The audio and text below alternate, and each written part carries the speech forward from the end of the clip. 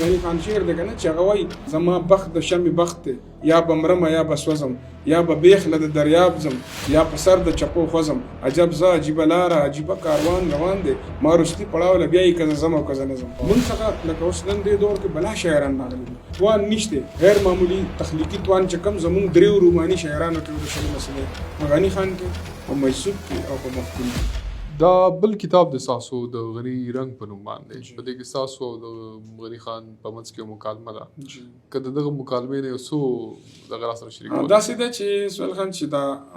غني بابا باندې کله ما کتاب ولیکه او د هغه د ژوند خبرې مې وکړې، د هغه دغه خبرې مې وکړې، د هغه په ژوند فن باندې هم د هغه په فکر هم،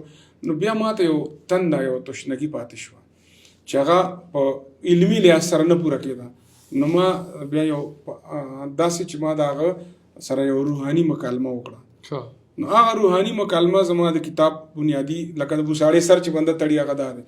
هغه روحاني مکالمه کې هغه ما غني خان نه سوال کوم هغه له جواب راکړي او دغه وخت غني خان وفات دی. نو هغه ته زه ماړم به سوال داو چې بابا څوک وایي چې غني فلسفي دی، څوک وایي چې غني صوفي دی، څوک وایي چې نه غني نه فلسفي دی نه صوفي دی، دی خو ښه سیاستدان و، ځکه چې بر صغیر په سیاست کې ردنه پوهه اکټو سیاستدان نو او کم عمر، خو دی چونکې مایوسه چې د سیاست نه په دای کې پناه واغسته. نو ما ته څه وایي؟ نو هغه وایي داسې کار دی چې ما خو چې څه ویلي دي تاسو ته مې مخې ته ایښي دي، خو دا چې دی ستاسو کار دی چې ما اوس تاسو دریافت کړئ. نو زه ورته دغه وخت وایم چې بابا هغه بله ورځ په مردان کې یو د فلسفي او پروفیسر وی چې غني فلسفي دی، نو هغه ماته وی چې دغه پروفیسر زما په اړه کې ځان بیان کړی دی. زه وی چې تاسو صرف ما سره داسې نه دي کړي، تاسو خو رحمان بابا ته صوفي وي د تصوف غلافونه پیچوي، اوس بیا نور دریافت نه کړ او داسې د خدای کتاب سره مو داسې کړي دي مفسرینو چې د چا څه اپروچ دی هغه انداز کې هغه پیش کړی دی. نو زه پکې لاسم. نو هغه ماته وایي چې د فلسفي امام ته ما ویلي دي چې بس کا پلاتونه تخپل ډول ډبلې پورته کا، دا مندر د حسن د تمخ د عقل لور تکا چې د دنیا د فلسفي امام. نو زه ورته هم بابا نو ستا په شاعرۍ کې خو فلسفه شته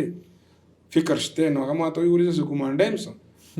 زه هم په دې لکه زما په خو نو بیا ورته زه هم چې یاره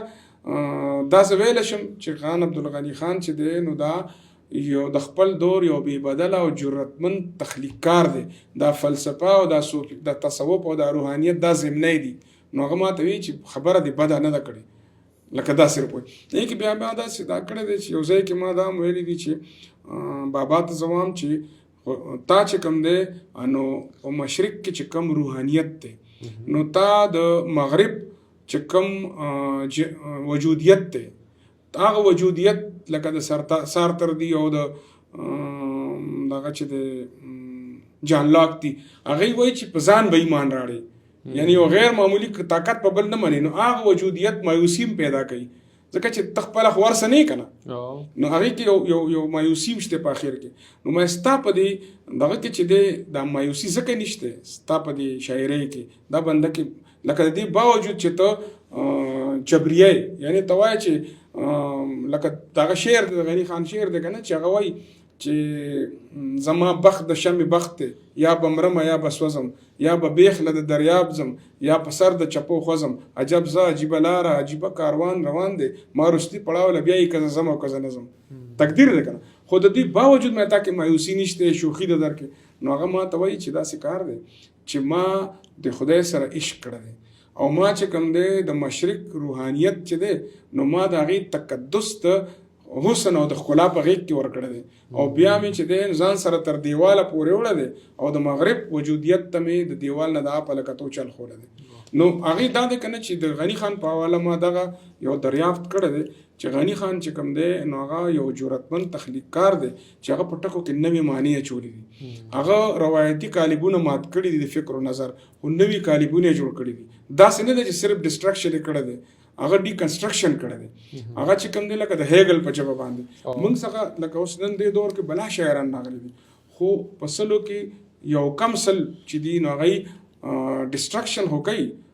لکه هغه کالیبونه خو ماتوي خو هغوی سره د خپل کالیبونو د فکري او د تخلیقي کالیبونو جوړولو هغه توان نشته غیر معمولی تخلیقي توان چې کم زمونږ دریو روماني شاعرانو کې د شلمه صدی په غني خان کې، په مجذوب کې او په مفتون کې